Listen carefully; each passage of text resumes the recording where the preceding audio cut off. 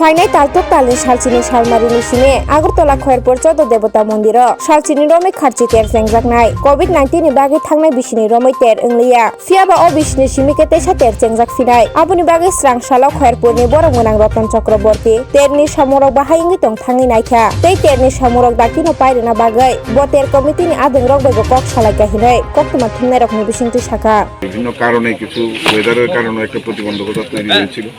যাই হোক, সেগুলো কাটিয়ে উঠে আমরা আমাদের ছেলেরা দিনরাত পরিশ্রম করছে। এটা বিনা পারিশ্রমিকে পরিশ্রম, কারণ এখানে এলাকার মান সম্মান জড়িত এবং যেহেতু লক্ষ লক্ষ লোক আসে, তাদের সিকিউরিটি এবং তাদের মধ্যে শৃঙ্খলা রাখা সব কিছুই আমাদের দেখতে হবে। এছাড়া সমাজ বিরোধীদের যাতে কোনো উৎপাত না হয়, কোনো নেশাখোররা এসে যাতে কোনো উপদ্রব না করতে পারে, সেগুলোও দেখা হয়। আজকে বিনোদনের জন্য যে মঞ্চগুলো থাকবে সেগুলো যাতে সবাই উপভোগ করতে পারেন। ফুড কোর্ট থাকবে, রেস্টুরেন্ট থাকবে, হোটেল থাকবে, সেখানে যাতে আজকে স্বাস্থ্যকর খাবার দেওয়া হয় সেজন্য ফুড সেফটি ভ্যান থাকবে।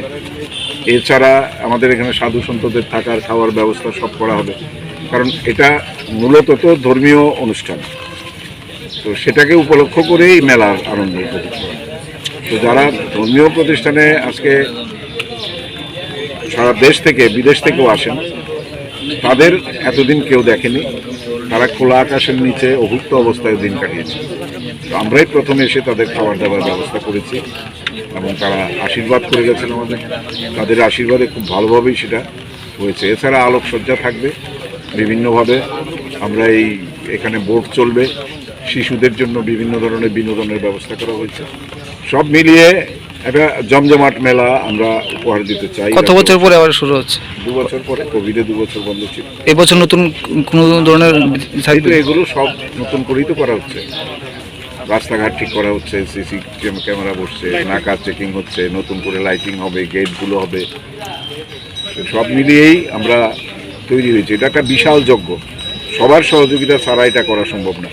বিশেষ করে আমি কৃতজ্ঞ আমার এলাকার যে সমস্ত ক্লাবগুলো আছে বা যে সমস্ত ছেলে মেয়েরা আছে, পঞ্চায়েতগুলো আছে, তারা কিন্তু নিজেদের কাজের জন্য এতটা ব্যতিব্যস্ত না। তারা চায় এলাকার সম্মান থাকুক, সারা রাজ্যের মানুষ আসে, তাদের সেফটি, সিকিউরিটি এবং আনন্দে যাতে কোনো বিঘ্ন না ঘটে। আমি তাদের কাছে কৃতজ্ঞ এবং আমি তাদের ধন্যবাদ জানাতে চাই। আমাদের যুব ফোর্স, যেটা ইয়ং ফোর্স, আজকে নিবেদিত হয়ে কাজ করছে।